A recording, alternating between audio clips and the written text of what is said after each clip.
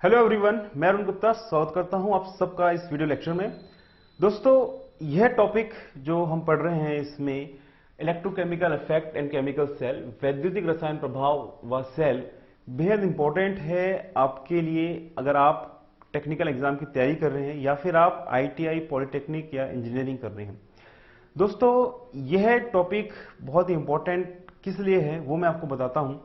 देखिए, ये जो टॉपिक है आपकी टेक्निकल थ्योरी में तो आता ही आता है, साथ में यह टॉपिक आपका फिजिक्स का भी है और ये टॉपिक आपका केमिस्ट्री का है, मतलब कि रसायन शास्त्र और भौतिक शास्त्र दोनों का एक टॉपिक बन जाता है। तो अगर आप जैसे कोई गवर्नमेंट एग्जाम की तैयारी कर रहे हो, जैसे कि आप तैयारी कर रहे हो लोको पायलट का तैयारी कर रहे हो, या फिर मेट्रो एग्जाम की तैयारी कर रहे हो, या फिर आप इलेक्ट्रिसिटी बोर्ड की तैयारी कर रहे हो, तो इन सभी एग्जाम्स में जैसे मैं उदाहरण लेता हूं कि जैसे टेक्निकल की लोको पायलट की मैं बात करूं तो लोको पायलट में आपके टेक्निकल 30 क्वेश्चन आ रहे हैं और साइंस के आपके 30 क्वेश्चन आ रहे हैं। तो ये टेक्निकल का भी सिलेबस बन जाता है और ये साइंस का भी सिलेबस आता है, मतलब कि फिजिक्स में भी ये पढ़ाया जाता है चैप्टर, केमिस्ट्री में भी चैप्टर पढ़ाया जाता है और आपका टेक्निकल इलेक्ट्रिकल थ्योरी में भी ये चैप्टर पढ़ाया जाता है। तो इस लिहाज से जो एग्जामिनर है इसके बहुत क्वेश्चन जो डालता है इस आपके एग्जाम्स में, और इसका जो मेन कारण ये भी है साथ में कि ये जो हम जो पढ़ रहे हैं ये आपकी डेली लाइफ से बहुत जुड़ा हुआ चीज है, इसलिए भी एग्जामिनर इससे काफी क्वेश्चन पूछता है। और मैंने भी काफी एनालाइज किए हैं, आप लोगों के टेक्निकल पेपर्स देखे हैं मैंने, तो इसमें मैंने पाया है कि बहुत क्वेश्चन इस चैप्टर से आ रहे हैं। तो इसलिए जो भी मैं इसमें पढ़ा रहा हूँ उसको आप पूरे ध्यान से पढ़े और अपने नोट्स बनाए, उसका कॉन्सेप्ट समझे, और पूरा कॉन्सेप्ट समझाने के बाद में आपको अच्छे से पूरा चीज क्या है प्रैक्टिकली समझाने के बाद में मैं एग्जाम्स में आए इंपॉर्टेंट क्वेश्चंस आपको करवाऊंगा, जिससे आप कंफर्टेबल फील होंगे। और अगर इस टॉपिक से अब आता है क्वेश्चन जब आएंगे तो आप उसको आराम से उन क्वेश्चंस को कंफर्टेबली कर पाए। तो दोस्तों, कहने का मतलब यह है कि मैं आपको कॉन्सेप्ट इसमें करवाऊंगा और इसके बाद में इसमें एग्जाम्स में आए क्वेश्चन लूंगा, जिससे कि आप अच्छा स्कोर कर पाए। और दोस्तों, मैं आपको ये बता दूं आगे बढ़ने से पहले कि यह इस सीरीज का पहला पार्ट है, पार्ट 1 है, और बाकी पार्ट्स अवेलेबल कराने के लिए आपको किस प्रकार से चाहिए अगर वीडियो, तो आप हमको व्हाट्सअप कर सकते हैं। व्हाट्सअप 8003378523 पे कर सकते हैं, और आपको लिखना है आपका नाम, एग्जाम और सिटी, मतलब आपका नाम अमित है, आपका एग्जाम लोको पायलट है या मेट्रो है, आपका सिटी जोधपुर है। तो ये 3 इंफॉर्मेशन आपको हमारे व्हाट्सअप नंबर पे भेजनी है। और जिनके पास में व्हाट्सअप नहीं है तो हमको मेल कर सकते हैं theory2practical@gmail.com पे आप अपना नाम, अपना एग्जाम और अपनी सिटी, ये तीनों इन्फॉर्मेशन भेजें। क्योंकि ये जो भी आप वीडियो देख रहे हैं यूट्यूब में है और यूट्यूब में हमने फ्री अपलोड कर रखा है, बाकी वीडियोस के लिए आप हमारी वेबसाइट पे देख सकते हैं, तो वहां पे आप उसको डाउनलोड कर सकते हैं। दोस्तों, अब हम बढ़ते हैं आगे और कॉन्सेप्ट के समझते हैं कि इलेक्ट्रोकेमिकल इफेक्ट क्या है और केमिकल सेल क्या है। दोस्तों, स्टार्टिंग में जो इसकी करूंगा आपकी कि आप बेसिक में आपको बात बताऊंगा कि आप एनर्जी का जो एक लॉ है कि energy can't be created nor destroyed, it can only be transferred, मतलब कि एनर्जी ना उत्पन्न की जा सकती है ना ही नष्ट की जा सकती है। एनर्जी एक फॉर्म से, एक रूप से दूसरे रूप में चेंज की जा सकती है, परिवर्तित की जा सकती है। तो दोस्तों, यही इस चीज में हो रहा है, इस टॉपिक में हो रहा है। यहां पे देखो दोस्तों, दो प्रकार से वो ट्रांसफर होता है, दो प्रकार से ट्रांसफर हो रहा है। एक तो इसमें दो चीज जो है मौजूद है, आप ध्यान से देखो। एक है इलेक्ट्रो, मतलब इलेक्ट्रिकल से संबंधित हो गया, एक है केमिकल, मतलब रसायन से संबंध हो गया। तो यहां पे क्या हो रहा है दोस्तों कि जो आपकी इलेक्ट्रिकल एनर्जी है, जो वैद्युतिक एनर्जी है आपकी, वो आपकी चेंज हो रही है केमिकल एनर्जी में। तो एक तो ये ट्रांसफर हो रहा है जहां पे हम इलेक्ट्रिकल एनर्जी केमिकल एनर्जी में चेंज होगी, और दूसरा जो इसका उदाहरण है वो है कि जिसमें रसायन एनर्जी, मतलब केमिकल जो एनर्जी है वो हमारी वैद्युतिक में चेंज हो रही है, इलेक्ट्रिकल में चेंज हो रही है। आपको थोड़ा फेमिलियर करने के लिए मैं आपको कुछ एप्लीकेशंस बताता हूं, कुछ उसकी उपयोगिता बताऊंगा, जिससे आपको इसको रिलेट कर पाओ कि एक्चुअल में ये बात हो क्या रही है। देखो दोस्तों, ये जो चीज है आपकी डेली लाइफ में बहुत यूज होती है, जैसे कि ये जो फंडा मैं आपको बता रहा हूं रसायन टू वैद्युतिक, जिसमें आपने जाना होगा सेल के बारे में। सेल, जी हाँ, सेल आपके आसपास जितनी भी अप्लायंसेस है उसमें आप देख पा रहे होंगे। तो आपका जो मोबाइल है, मोबाइल में आपकी जो केमिकल एनर्जी है उसकी बैटरी में, ठीक है, और वो आपकी चेंज हो रही है किसमें, इलेक्ट्रिकल एनर्जी में चेंज हो रही है, जिससे आपको मोबाइल चार्ज हो पा रहा है। आपकी घड़ी है, घड़ी में आपका सेल लगा हुआ है, वहां पे केमिकल एनर्जी इलेक्ट्रिकल में कन्वर्ट होके उसको मैकेनिकल में करके सुई को घुमा रही है। ये कैमरा जिससे मैं वीडियो शूट कर रहा हूं, इसके अंदर भी सेल है। यूपीएस और इन्वर्टर में भी आपकी बैटरी लगती है जो इलेक्ट्रिकल एनर्जी में चेंज करती है। फिर आपका बाइक है, कार है, जिसमें बैटरी लगती है, जिससे वो बहुत सारे फंक्शंस उसके होते हैं।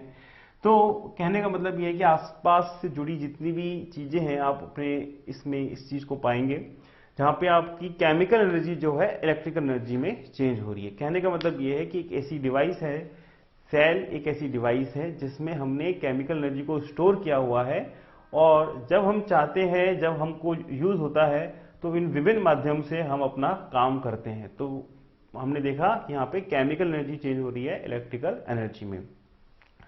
तो ये बात मैंने बता दिया आपको, पहला पार्ट इसका। और एक दूसरा जो पार्ट है इसका हमारा, जिसमें वैद्युतिक एनर्जी जो है वो रसायन में एनर्जी में चेंज हो रही है। वो किस प्रकार से हो रही है वो मैं आपको बताता हूं। देखो दोस्तों, आपने इसमें हम जो कवर करेंगे वो हम कवर करेंगे इसमें इलेक्ट्रोप्लेटिंग के बारे में कवर करेंगे, और इसकी डिटेल में आपको बताऊंगा। इलेक्ट्रोप्लेटिंग का क्या मतलब होता है। इलेक्ट्रो का मतलब समझते हैं आप बिजली या विद्युत, ठीक है। और प्लेटिंग का मतलब होता है परत चढ़ाना या प्लेटिंग करना, जैसे सोने की परत चढ़ाना, जिंक की परत चढ़ाना। तो ये हमारा इलेक्ट्रोप्लेटिंग।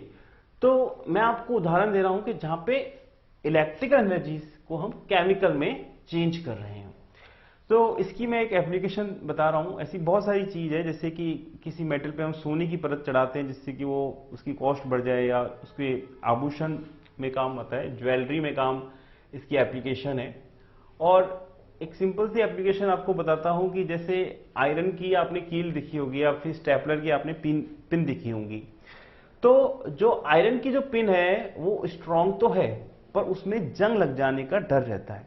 तो हम क्या करते हैं, उसमें जिंक की प्लेट चढ़ाते हैं, जिंक की उसमें हम लोग परत चढ़ाते हैं। और जैसे आप जानते हैं कि आयरन में तो जंग लग जाता है, पर जिंक में आसानी से जंग नहीं लगता। तो ये क्या है, आपकी सुरक्षित हो जाती है, मतलब इसमें हमने इसको रस्ट फ्री कर दिया। तो ये जो हम करते हैं, इस आयरन की कील के ऊपर जो हम जिंक की कोटिंग कर रहे हैं, कोटिंग करना या फिर प्लेटिंग कर रहे हैं, वो किसके माध्यम से कर रहे हैं दोस्तों, इसमें हम इलेक्ट्रोप्लेटिंग कर रहे हैं, जिसमें हम केमिकल इलेक्ट्रिकल एनर्जी को रसायन एनर्जी में चेंज कर रहे हैं। तो ये आपने अभी ये समझा इसमें कि इलेक्ट्रोकेमिकल इफेक्ट के बारे में हम पढ़ेंगे इसमें, जहां पे दो प्रकार से हम एनर्जी को ट्रांसफर करेंगे। एक इलेक्ट्रिकल केमिकल में चेंज होगी, एक केमिकल इलेक्ट्रिकल में चेंज होगी।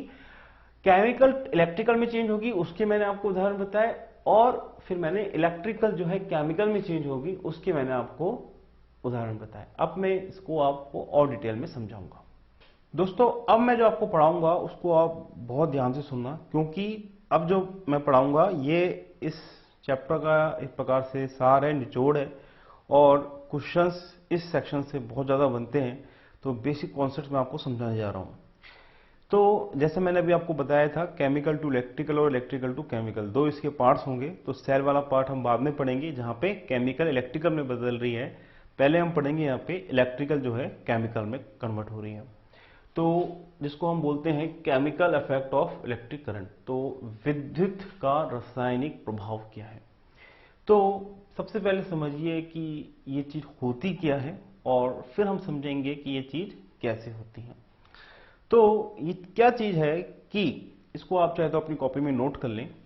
जब किसी अम्लीय या अकार्बनिक, इंग्लिश में बोलेंगे एसिडिक, या आप इनऑर्गेनिक विलयन सॉल्यूशन में धारा करंट प्रभावित होती है, तो विलयन दो अवयवों में बढ़ जाता है, जिसको हम इलेक्ट्रोलिसिस या हम इसको बोलते हैं chemical effect of electric current. क्या मतलब है इसका, यह मैं समझाता हूं। इसमें यह बता रखा है कि एक सॉल्यूशन है, वो आपका एसिडिक भी हो सकता है या आपका इनऑर्गेनिक भी हो सकता है। कार्बनिक की बात यहां पे नहीं करी जा रही है, एसिडिक व अकार्बनिक इनऑर्गेनिक सॉल्यूशन में जब हम करंट फ्लो करते हैं तो ये दो पार्ट्स में जो है बढ़ जाता है, दो पार्टों में टूट जाता है। जिसको हम आयंस बोलते हैं, अवयव बोलते हैं, और इस प्रोसेस को हम बोलते हैं इलेक्ट्रोलिसिस या फिर chemical effect of electric current. तो ये सॉल्यूशन किस प्रकार का होता है उसके कुछ उदाहरण मैं आपको दे रहा हूं यहां पे। एक आपका है CuSO4 जिसको हम बोलते हैं कॉपर सल्फेट, एक है हमारा तेजाब H2SO4। तो जैसे आप देख रहे हैं यहां पे CuSO4 दो भागों में बट गया, एक आयन इसका है Cu2+ और एक बन गया SO4 2-।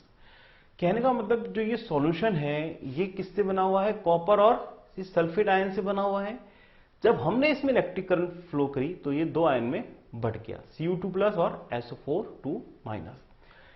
इसी प्रकार से जैसे मैंने H2SO4 में इलेक्ट्रिक करंट फ्लो करता हूं मैं, तो ये दो बाटों में बढ़ गया, एक है 2H+ और SO4 2-। समझ में आ रहा है आपको? तो इस प्रोसेस को मैं बोलूंगा इलेक्ट्रोलिसिस। ठीक है, ये क्लियर है? अब जो ये दो बाटों में बढ़ गया, दो इसके जो डिवाइड हुए उसमें एक तो पॉजिटिव आयन है, ये हमारा नेगेटिव आयन है। इसको आयन बोलते हैं दोस्तों, इसमें चार्ज है जिसके ऊपर, तो ये हमारा पॉजिटिव आयन है, मतलब आपका धनायन है, और ये हमारा ऋणायन। इसको इंग्लिश में कैटायंस बोलते हैं, इसको हम इंग्लिश में एनायंस बोलते हैं। तो ये आप समझ लीजिए H2SO4 है, दो पार्ट में बटा, 2H+ एंड SO4 2-। जो प्लस वाला पार्ट है वो होता है कैटायन जिसको हम धनायन बोलते हैं, और नेगेटिव वाला पार्ट है उसको हम एनायन बोलते हैं और ऋणायन बोलते हैं। ठीक है, ये समझ में आया आपको? ये जो सॉल्यूशन की जो मैं बात कर रहा हूं, तो इस सॉल्यूशन जैसे मैंने एग्जांपल दिया H2SO4 और CuSO4 का। तो जैसे आप जानते हैं कि जो H2SO4 है ये क्या है, अम्लीय है, ये एक एसिडिक है, और ऊपर वाला जो CuSO4 है आपका अकार्बनिक है, इनऑर्गेनिक सब्सटेंस, इनऑर्गेनिक सॉल्यूशन है। तो इस प्रकार के जो सॉल्यूशन होते हैं वो जब करंट फ्लो होती है तो दो बाटों में बढ़ जाते हैं। अब इसमें मैं आपको आगे बढ़ाता हूं इस बात को कि जैसे डिस्टिल्ड वाटर है, तो अगर आपसे पूछा जाए कि डिस्टिल्ड वाटर में अगर हम इलेक्ट्रोलिसिस करेंगे तो वो कभी कन्वर्ट नहीं होगा, तो डिस्टिल्ड वाटर सॉल्यूशन नहीं हो सकता। और ऑर्गेनिक सॉल्यूशन जैसे अल्कोहल है, उसमें क्या है, मिथाइल ग्रुप है, उसमें कार्बन का ग्रुप है, तो जितना, या फिर आपकी स्प्रिट हो गई, या फिर आपका जो वेजिटेबल ऑयल, वनस्पति ऑयल हो गया जिसमें कार्बन है, तो वो भी इस प्रकार के सॉल्यूशन को नहीं यहाँ पे बनाते, मतलब उनकी इलेक्ट्रोलिसिस जो है पॉसिबल नहीं है। किनकी पॉसिबल है, एसिडिक की व इनऑर्गेनिक सब्सटेंस की। तो ये बात आपने ध्यान रखनी है। फिर मैंने आपको बताया सॉल्यूशन के बारे में, एग्जांपल दिया है जैसे H2SO4 और CuSO4। H2SO4 दो भागों में बढ़ गया, 2H+ और SO4 2-। ये दो जो भाग है, एक पॉजिटिव भाग है, एक नेगेटिव भाग है। पॉजिटिव भाग को धनायन और कैटायन बोलते हैं, नेगेटिव भाग को अनायन और ऋणायन बोलते हैं। ये आपने समझा। अब आगे बढ़ते हैं। आगे एक इसमें होता क्या है, क्या सिस्टम है, वो समझ लेते हैं। तो इस सिस्टम में आप देख रहे हैं कि एक ये कंटेनर है, जो ये बाउंड्री देख रहे हो, एक कंटेनर रहता है इसमें। इस कंटेनर को बोलते हैं हम वोल्टामीटर। आप यहाँ पे वोल्ट मीटर एमीटर से कंफ्यूज मत होना। इसके जो पात्र है, इसका जो कंटेनर है, इसको बोला जाता है वोल्टामीटर बोला जाता है। और ये किसका बना होता है, कांच का या चीनी मिट्टी का बना होता है। ठीक है, ये भी आपको समझ में आई बात, क्योंकि ये इंसुलेटर होता है, कांच और चीनी मिट्टी।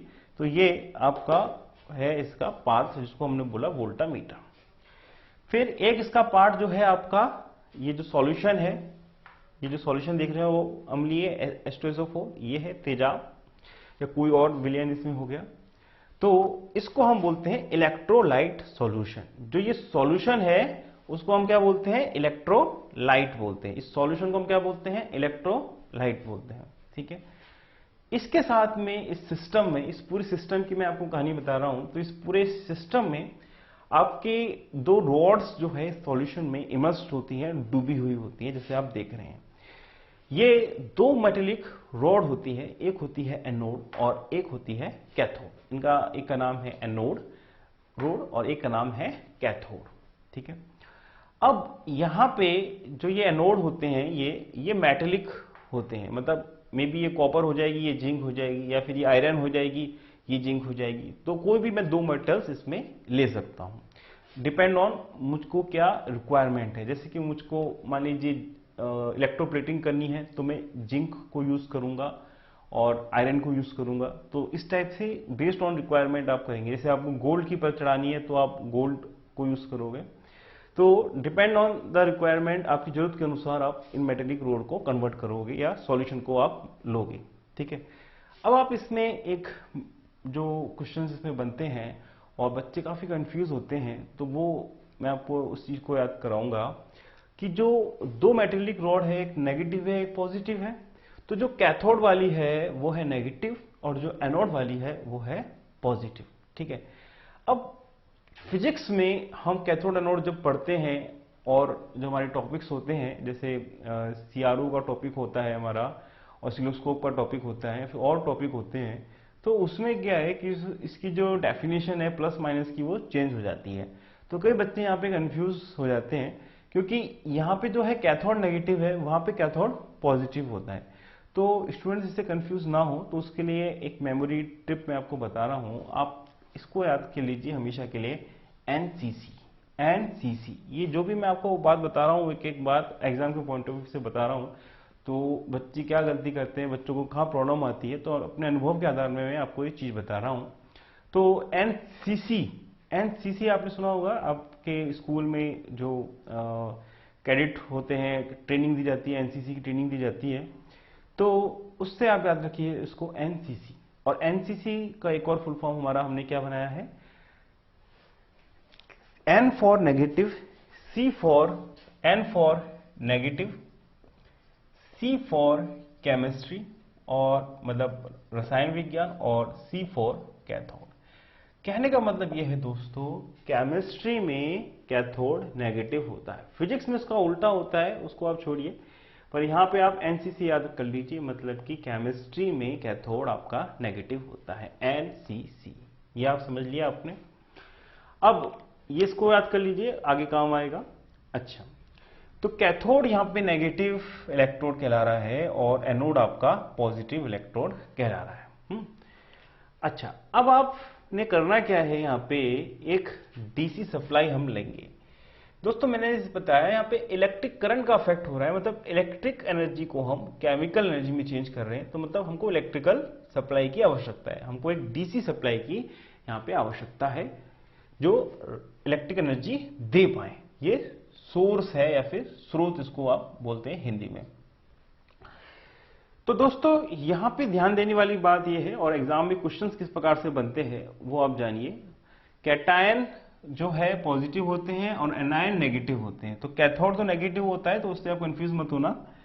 तो इसको कैटायन क्यों बोला है, जो कैथोड वाले होते हैं, अभी मैं आगे रिएक्शंस लूंगा उसमें आपको समझाऊंगा मैं, पर अभी आप एक बार सोर्स को देख लेते हैं मोटा मोटा कि सोर्स और किस प्रकार से यहाँ पे काम कर रहा है। तो यहाँ पे आप देख रहे हैं कि एक सप्लाई हमने कनेक्ट कर दी क्योंकि हमको इलेक्ट्रिकल से केमिकल में चेंज करना था।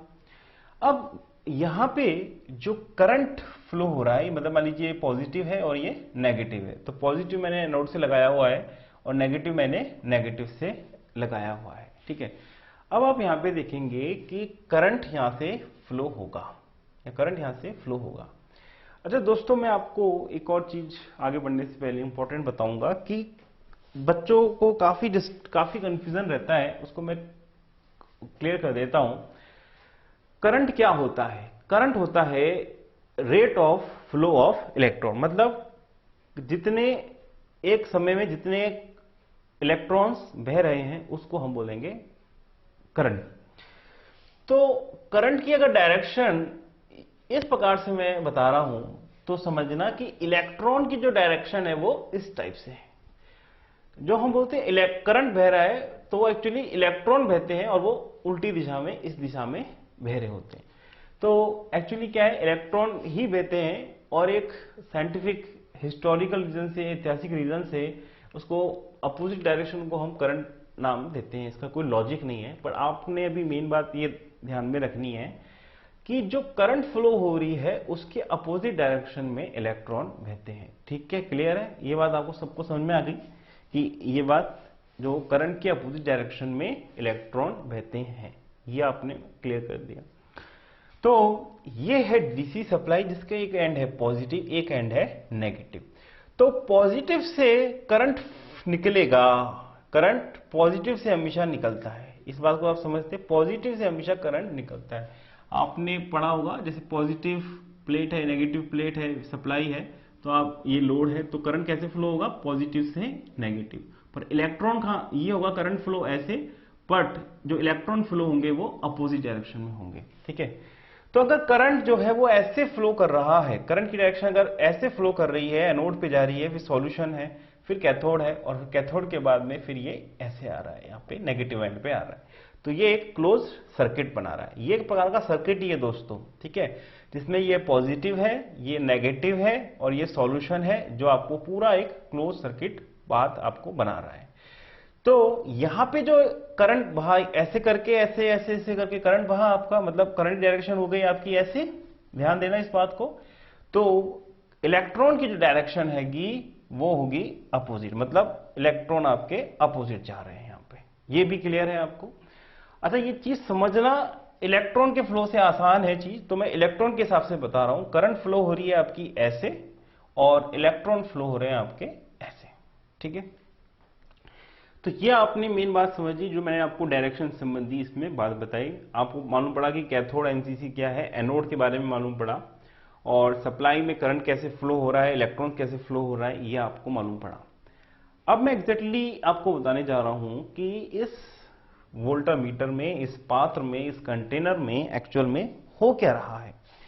तो होता यह है दोस्तों कि जो ये सॉल्यूशन है H2SO4, करंट के फ्लो होने से ये दो आयंस में बट गया, एक कैटायन एक एनायन।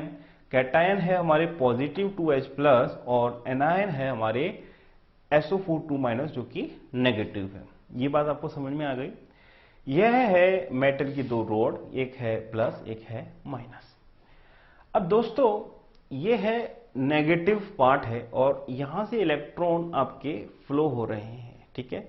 तो ये नेगेटिवली चार्ज्ड है, ये इसमें इलेक्ट्रॉन्स की भरमार है। किसकी भरमार है, यहां पे इलेक्ट्रॉन्स की भरमार है। तो क्योंकि करंट आपका ऐसे बह रहा है, तो यहां पे इस सप्लाई के इस पार्ट से जुड़ा भी हुआ है ये, तो यहां पे इलेक्ट्रॉन्स की भरमार है, जो इलेक्ट्रॉन ऐसे जाने को इच्छुक है। अब आप जानते हो कि जो अपोजिट चार्ज जो है एक दूसरे को अट्रैक्ट करते हैं, मतलब पॉजिटिव नेगेटिव को करता है और नेगेटिव पॉजिटिव को करता है। तो यहां पे जो H2SO4 दो भागों में टूटा, H+ और SO4 तो जो पॉजिटिव पार्ट है 2H+, वो किसके पास जाना चाहेगा, नेगेटिव वाले के पास जाना चाहेगा, पॉजिटिव के पास जाना चाहेगा, वो जाना चाहेगा नेगेटिव के पास में जाना चाहेगा, जहां पे उसको इलेक्ट्रॉन्स मिलेंगे।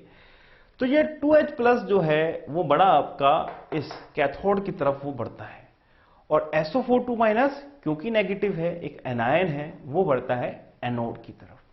अच्छा, मैं आपको एक चीज समझा रहा था यहाँ पे कि इसको कैटायन और एनायन क्यों कहते हैं। कैथोड तो हमेशा नेगेटिव होता है, एनसीसी का मैंने आपको कॉन्सेप्ट बताया, और जो रिएक्शन कैथोड में होते हैं, जो आयंस कैथोड पे आएंगे, इसलिए हमने उसका नाम दिया है कैटायंस। तो कई बच्चे कंफ्यूज होते हैं, कैटायंस हमने बताया था एनसीसी, मतलब कैथोड नेगेटिव, और कैथोड से मतलब होता है कैटायन, और कैटायन भी होंगे नेगेटिव। तो बच्चे इसमें कंफ्यूज करते हैं, ऐसा नहीं है। कैथोड है नेगेटिव, तो उसके पास में कौन आएगा, पॉजिटिव, पॉजिटिव आयन आएंगे, और पॉजिटिव आयन आएंगे कैथोड पे, तो हम उनको बोलेंगे, कैथोड पे आएंगे तो हम बोलेंगे उसको कैटायंस, और नेगेटिव आयन जाएंगे एनोड पे, नेगेटिव आयन जाएंगे एनोड पे जो कि है पॉजिटिव, तो इसलिए हम इसको बोलेंगे एनायन, ठीक है। यह आपने समझ में आ गई बात। तो अब आप देखिए कि इस रोड में एक्चुअल हो क्या रहा है, ये सर्किट कंप्लीट कैसे हो रहा है वो जानते हैं। जो हमारा कैथोड है, ये हमारा जो कैथोड है, उसमें क्या हो रहा है कि 2H+ यहां के दो इलेक्ट्रॉन से मिलके बना देता है H2 गैस, ठीक है। तो यहां पे 2H+ दो इलेक्ट्रॉन लेके यहां पे आ रहा है, और हाइड्रोजन गैस बना रहा है। और एनोड में क्या हो रहा है दोस्तों, मतलब ये जो पार्ट है आपका एनोड, इसमें क्या हो रहा है कि जो SO4 है वो इसके सॉल्यूशन में जो वाटर है उससे रिएक्ट करके और अपने दो इलेक्ट्रॉन्स इसको डोनेट करके, मतलब एनोड को वो दो अपने इलेक्ट्रॉन्स दे देगा, क्योंकि इसको जरूरत है, ये पॉजिटिव पार्ट है तो ये इलेक्ट्रॉन को एब्जॉर्ब करेगा। ठीक है, तो यहां पे क्या हुआ कि 2SO4 2- प्लस 2H2O बन गया H2SO4 plus O2 plus 2 electron. तो कैथोड में तो इलेक्ट्रॉन का, कैथोड क्या कर रहा है, इलेक्ट्रॉन को उसमें रिएक्ट करके इलेक्ट्रॉन को खपा रहा है, और एनोड में क्या हो रहा है, एनोड में 2 इलेक्ट्रॉन आपके निकल रहे हैं यहां पे। मतलब क्योंकि ये जो SO4 2- है और यहां पे जो है आपका इसको पॉजिटिव है, तो SO4 2- यहां पे गया और यहां पे इसने 2 इलेक्ट्रॉन्स यहां पे निकल रहे हैं। ठीक है, तो ये आपको कॉन्सेप्ट समझ में आया कि कैथोड में क्या हो रहा है और आपका एनोड में क्या हो रहा है। और जो कैथोड है उसने तो इलेक्ट्रॉन को, यहां पे हो क्या रहा है दोस्तों, इस बात को समझिए, और एग्जाम में क्वेश्चंस क्या आता है वो मैं आपको बता रहा हूं। ये तो मैंने आपको बता दिया कि कैथोड में क्या हो रहा है और एनोड में क्या हो रहा है, और एग्जाम में जो क्वेश्चन आता है उसको भी आप समझ लीजिए। क्वेश्चन एग्जाम में ऐसा आता है कि ये बताइए कि जो इलेक्ट्रॉन की जो डायरेक्शन है वो कैसे इसमें हो रही है, तो वो ध्यान से सुनिए। तो क्वेश्चन ऐसा आएगा कि ये बताइए कि एनोड वो कौन सी प्लेट है, मतलब जिस प्लेट में, जिस इलेक्ट्रोड में इलेक्ट्रॉन जाते हैं, जिस इलेक्ट्रोड में, जिस प्लेट में इलेक्ट्रॉन जाते हैं और बाहर निकलते हैं, उसको क्या बोलते हैं, एनोड बोलते हैं, कैथोड बोलते हैं, या बोथ बोलते हैं, या कुछ नहीं बोलते हैं, इलेक्ट्रोलाइट बोलते हैं।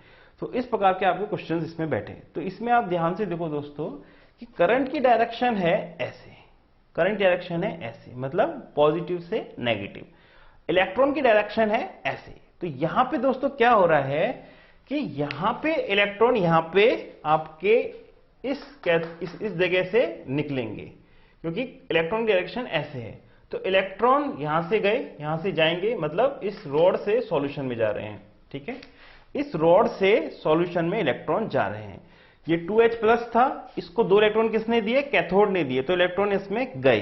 ठीक है, तो इलेक्ट्रॉन इसमें आपके जा रहे हैं। और यहां पे क्या हो रहा है दोस्तों, एनोड में क्या हो रहा है, इलेक्ट्रॉन जो है इस सॉल्यूशन से जो इलेक्ट्रॉन है वो एनोड पे आ रहे हैं। जो ये रिएक्शन है यहां पे एनोड पे क्या हो रहा है, इलेक्ट्रॉन्स आ रहे हैं। तो कैथोड से गए सॉल्यूशन में इलेक्ट्रॉन, ध्यान दो बात को, कैथोड से गए इस सॉल्यूशन में इलेक्ट्रॉन, और यहां पे क्या हो रहा है, सॉल्यूशन से आपके इस रॉड में जा रहे हैं, मतलब एनोड में जा रहे हैं इलेक्ट्रॉन। यहां पे इलेक्ट्रॉन ऐसे जा रहे हैं। ठीक है, तो इलेक्ट्रॉन यहां से इधर गए, इधर से सॉल्यूशन में गए, सॉल्यूशन से एनोड पे गए, और एनोड से वो बाहर निकले। तो ये कॉन्सेप्ट आपने समझ लिया, इस साइकिल आपने समझ ली कि पॉजिटिव कौन से, नेगेटिव कौन से। अब आपसे कैसा भी क्वेश्चंस में पूछा जाता है, मैं आपको इसके अंत में कुछ क्वेश्चंस कराऊंगा जब चैप्टर कंप्लीट हो जाएगा, तो उसमें मैं क्वेश्चंस लूंगा एग्जाम में जिसमें पूछा गया है कि इलेक्ट्रॉन कहां से कहां मूव हो रहे हैं, मतलब एनोड से सॉल्यूशन में जा रहे हैं, या सॉल्यूशन से कैथोड से सॉल्यूशन में जा रहे हैं, सॉल्यूशन से एनोड में जा रहे हैं, या एनोड से सप्लाई में जा रहे हैं, या सप्लाई से इलेक्ट्रॉन कहां जाते हैं, कैथोड में जा रहे हैं। तो ये जो डायरेक्शन का जो सेंस है वो मैंने आपको बताया। तो दोस्तों इसी के साथ मैंने आपको chemical effect of electric current बताया, जिसमें हो क्या रहा है, एक सॉल्यूशन है जिसमें 2 पार्ट में बट रहा है, उसको इलेक्ट्रोलाइट बोलते हैं, इसको वोल्टामीटर बोलते हैं, 2 इलेक्ट्रोड होते हैं, एनोड और कैथोड। एनसीसी केमिस्ट्री में कैथोड हमेशा नेगेटिव होता है, इलेक्ट्रॉन और करंट की डायरेक्शन हमेशा अपोजिट होती है, और कैटायंस जो होते हैं पॉजिटिव होते हैं। बच्चे कंफ्यूज ना हो, वो क्यों होते हैं, वो रिएक्शन मैंने बताया। जो कैथोड में आएंगे, क्योंकि कैथोड है नेगेटिव, तो ये अट्रैक्ट करेगा पॉजिटिव चीजों को, जैसे 2H प्लस इसमें आ गया। एनोड है आपका पॉजिटिव, तो ये आपको इलेक्ट्रॉन को अट्रैक्ट करेगा। तो वहां पे इस प्रकार से O2 गैस निकल रही है, यहां पे आपकी H2 गैस निकल रही है। तो और फिर मैंने आपको मेन बताया, जो एग्जाम में जो क्वेश्चंस बनते हैं कि करंट की डायरेक्शन अगर ऐसे फ्लो हो रही है तो ध्यान से देखना, तो आपकी जो इलेक्ट्रॉन्स की डायरेक्शन है वो अपोजिट डायरेक्शन में होगी, और ये क्लोज सर्किट बनाता है। मतलब एक मेटेलिक प्लेट, ये मेटेलिक प्लेट, ये मेटेलिक प्लेट, और ये आपका H2SO4, ये एक क्लोज सर्किट बनाते हैं। तो ये इसी के साथ मैंने आपको chemical effect of electric current का बेसिक बताया। और एक छोटी सी आपको मैं एक प्रैक्टिकल एक चीज बताऊंगा जो आप अपने घर पे भी इसको कर सकते हैं। बहुत सिंपल चीज मैं बताने वाला हूं आपको।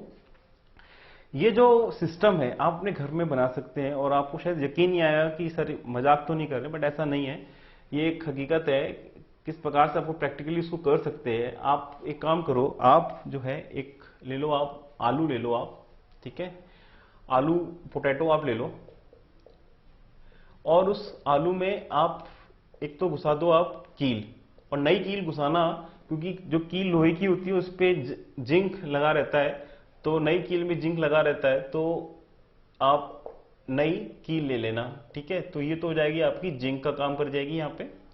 और एक आप ले लेना यहाँ पे कॉपर की कोई रॉड या कॉपर का कोई वायर इसके अंदर आप इंसर्ट कर देना है इस आलू के अंदर, ठीक है। तो यहां पे आप कोई भी अगर आप एलईडी कनेक्ट करोगे या फिर मोबाइल को चार्ज करना चाहोगे तो 3-4 आलू मिला के, तो ये सेम आपका काम कर जाएगा as a chemical effect of electric current, जिसमें एक हो जाएगा आपका पॉजिटिव, एक हो जाएगा आपका नेगेटिव, ये होंगे हमारे इलेक्ट्रोड और ये है हमारा सॉल्यूशन। तो यहाँ पे ये भी एक प्रकार का ही एक केमिकल को इलेक्ट्रिक में चेंज करेगा। तो इस प्रकार की चीज आप कर सकते हैं इस सॉल्यूशन को। तो मेन बात आप समझ गए कि कैथोड होता है, एनोड होता है, सेल में भी यही सब चीज हम पढ़ेंगे आगे जाके, और ये इस पूरे चैप्टर का एक बेसिक पार्ट है।